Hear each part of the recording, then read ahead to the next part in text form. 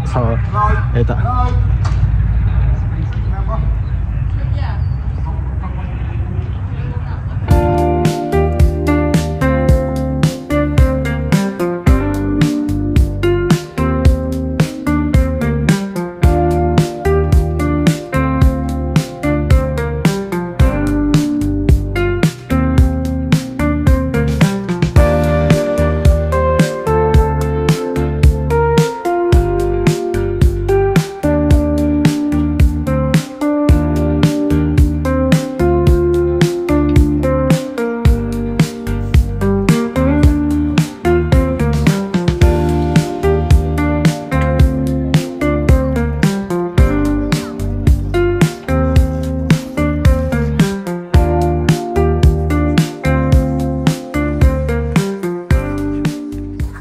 Morning guys!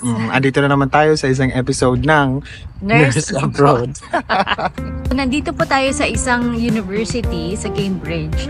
And habang naglalakad tayo dito, napag-isipan namin na pag-usapan kung ano yung mga kailangan, yung mga nurse essentials na kailangan mo pag nag-duty ka sa hospital.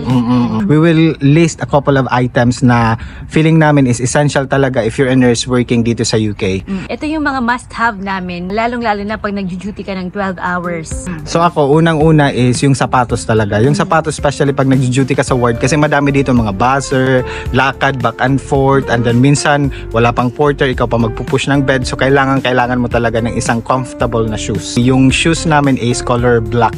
Sa Philippines kasi di ba white, dito naman is black. So anything na black, and at the same time kailangan comfortable yung shoes mo para kahit anong lakad, 12-hour shift, kayang-kaya.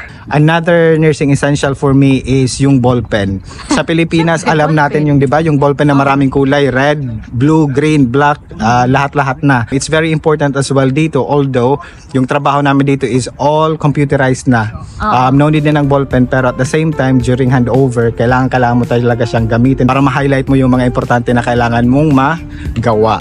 Diba? Aside from ballpen, ano pa? And aside from ballpen, importante na mayroon kang, hindi uso sa kanila dito yung bandage scissor, pero as a Filipino, pag-o-order ka talaga at hanap-hanapin mo yung mga bandage scissor na yan. So, importante na mayroon kang gunting anytime. How about you, my heart?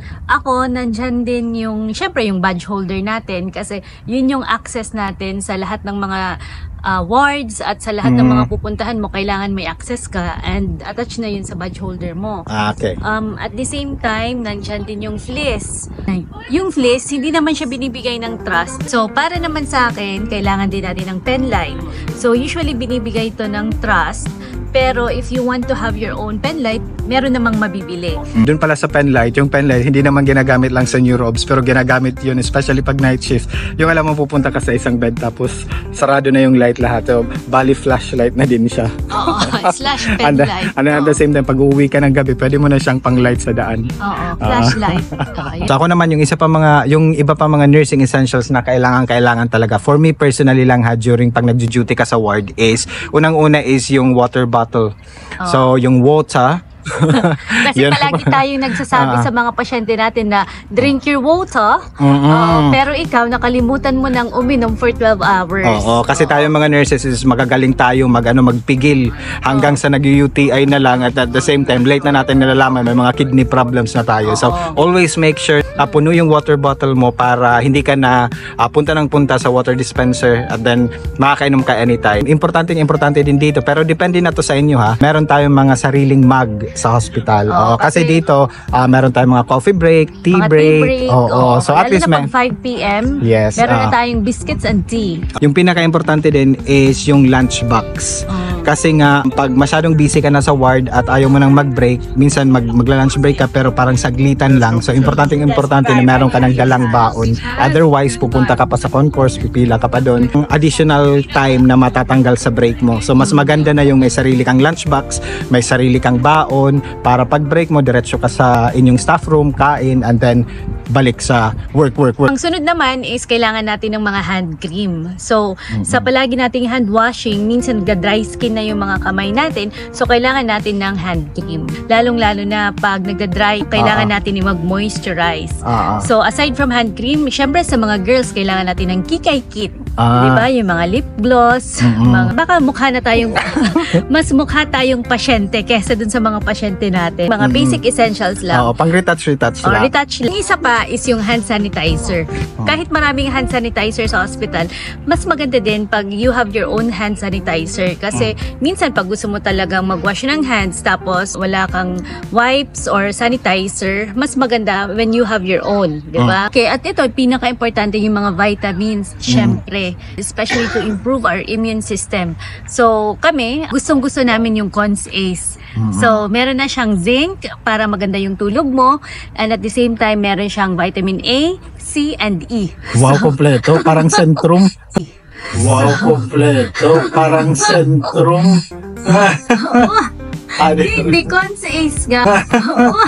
Hindi, Cons Ace nga. Complete siya. Tapos, maganda ang tulog mo pag tinitake mo siya. Make sure na maganda yung tulog mo every time. Kailangan mo ng diffuser, ng eye mask, curtains. Blackout curtains. Blackout curtains. Kasi, especially pag from summer. night shift. Summer, and especially if you're from a night shift. Pag uuwi ka, kailangan ng blackout curtain.